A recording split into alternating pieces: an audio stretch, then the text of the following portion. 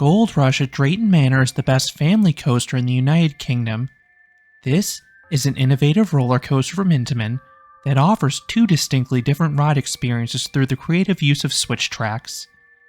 This review will discuss why this ride is so special. Drayton Manor has evolved over the past decade to become more of a family park.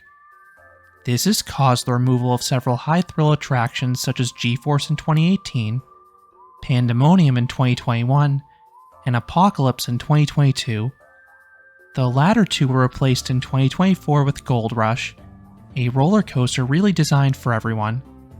It has a super low minimum height requirement at 39 inches or 1 meter. The ride size is approachable for those with milder tastes, but the ride is peppy and unique enough to appeal to thrill seekers as well. This coaster looks fantastic. This addition spurred the park to revamp the entire back section of the park, as the area is now known as Frontier Falls. It is a nicely themed western area, and Gold Rush serves as the anchor. The brown colors fit in perfectly with the aesthetic.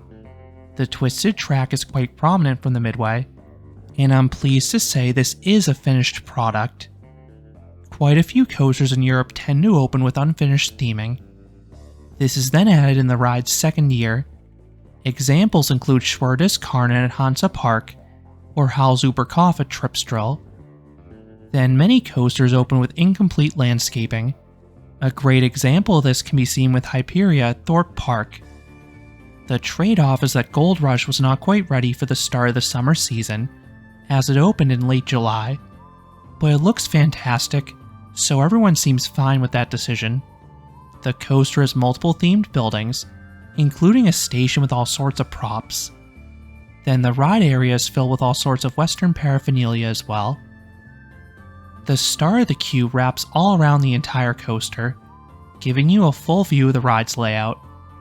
Then the final part is a staircase in the station building itself. Ever since opening, this has been the park's most popular ride. I visited on a busy summer day, and Gold Rush had a posted 45 to 60 minute wait for much of the day, and that was even with it being the only coaster in the park running 2 trains. The trains also hold a decent amount of people. Each holds 24 riders, as they are comprised of 4 cars, each with 3 rows of 2.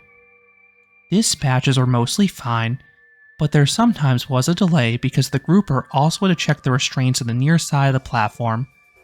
I wish there was a separate position at grouper, like with most parks, so load times are not impacted.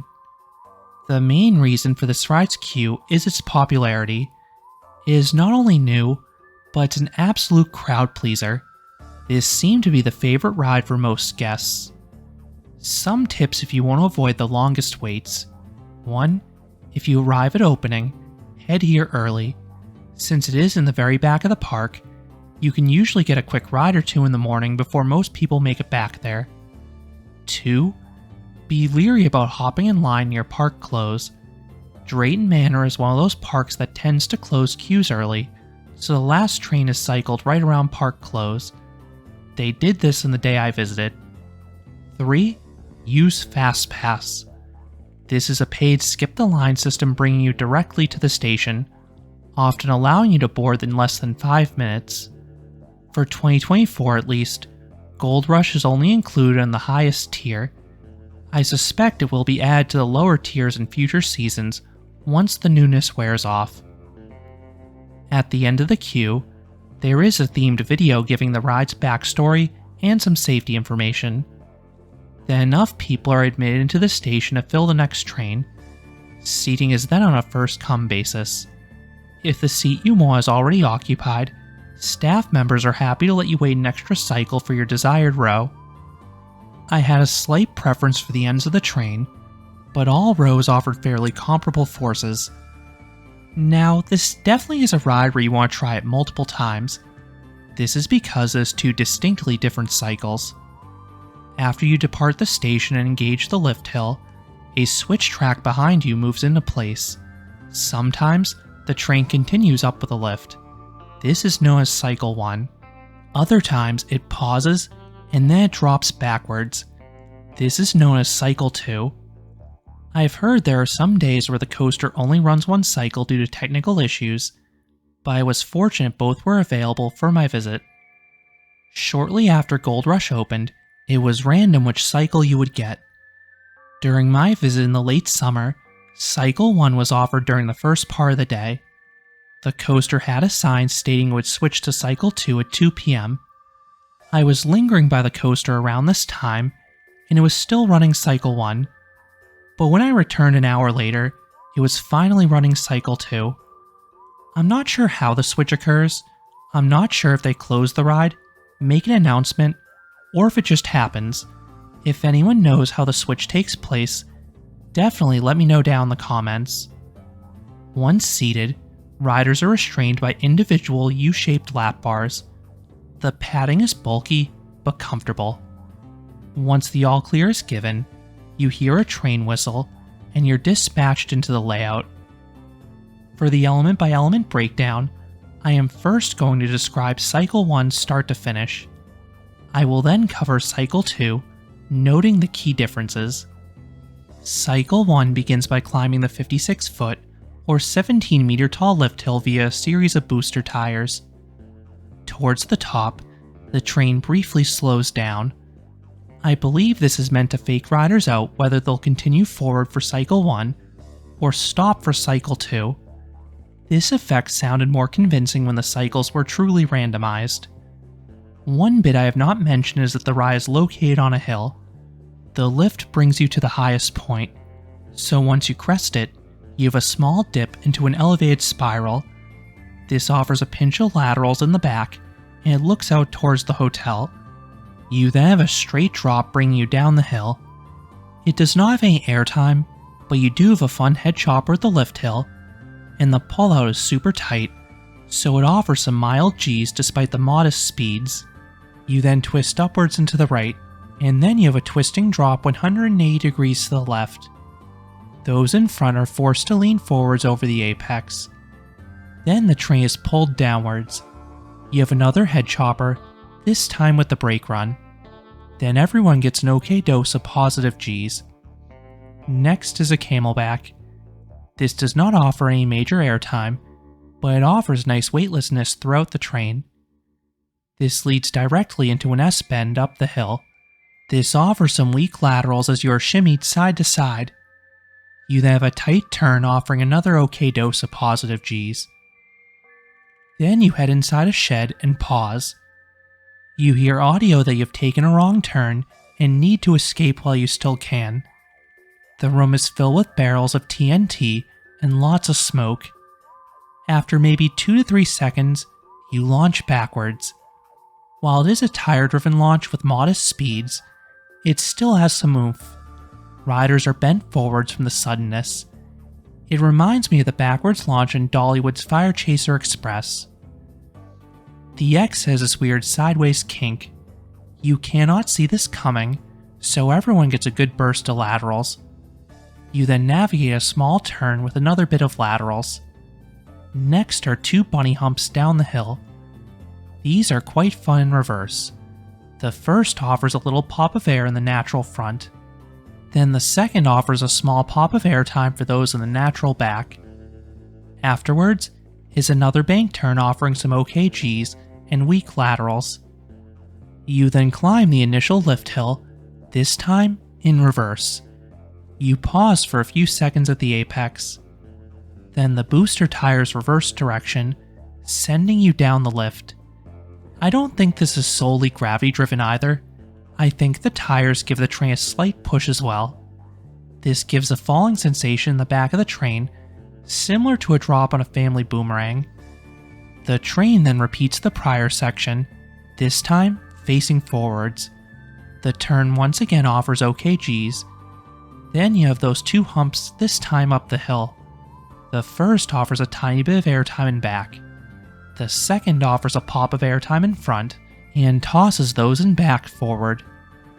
You then meekly turn towards the shed, not getting the laterals this time around due to the speed loss. Rather than stopping in the shed, this time you're boosted forwards. It is light in the power, but it's very theatric at least with all the smoke. The train then navigates a small S-hill. It offers some weightlessness in front. Then everyone gets a nice jolt of laterals from the quick directional change. Next is a small speed hump. The front gets a smidge of airtime. Then those in back are abruptly tossed forward a bit. You then have a 180-degree leftward turn that offers a light dose of laterals. Then there's a mild rightward twist into the brakes. You then return to the station, ending a 2 to 2.5 minute long experience. That is an incredible duration for a coaster with just 1,946 feet, or 593 meters of track, but you do navigate a decent chunk of that both forwards and backwards, so you traverse way more track in total, and you get a much longer ride time. Now let's talk about what makes Cycle 2 different. Once dispatched, you travel up the first lift hill. This time, you come to a full stop at the top. After a brief pause, you are sent down the lift hill backwards. As with the forward drop in this lift, the tires once again give you a slight boost as well. This time, you get that falling sensation in the natural front because those people are higher up the lift. The subsequent turn feels wilder in reverse. Same G's as before, but you get some laterals because you cannot quite anticipate the twist. Then you have the two humps up the hill. They offer the same negative G's as before, but you also get some small lateral slams because you can't see the subtle but existent directional changes. Then you have the mild turn into the shed, coming to a brief stop. You hear the same audio as before, and then you launch forwards. While it still has a kick, it is not quite as intense facing forwards. The train is then snapped left on the exit, giving a good lateral jolt as before. Then you have the bank turn and two more humps down the hill. The forces on those humps are the same as Cycle 1's backwards bit. The first offers a little pop of air in front. Then the second offers a small pop of air time in the back. Then you have an okay turn to the lift. From this point forward, the initial part of Cycle 1 is repeated, and you continue over the lift forwards, but this time when you get to the shed, you do not pause. Instead, you are boosted directly into the finale. The forces on this bit felt identical to Cycle 1, even with the different sequencing. The two cycles were close for me in quality, but I do have a slight preference for Cycle 2. I liked being thrusted down the backwards lift hill, rather than going down it forwards. In terms of smoothness, the coaster tracks flawlessly. It is glossy smooth, without even a hint of a rattle or roughness. In terms of pacing, this coaster does way better than you'd expect for a ride of this size. The backwards bits keep you on your toes.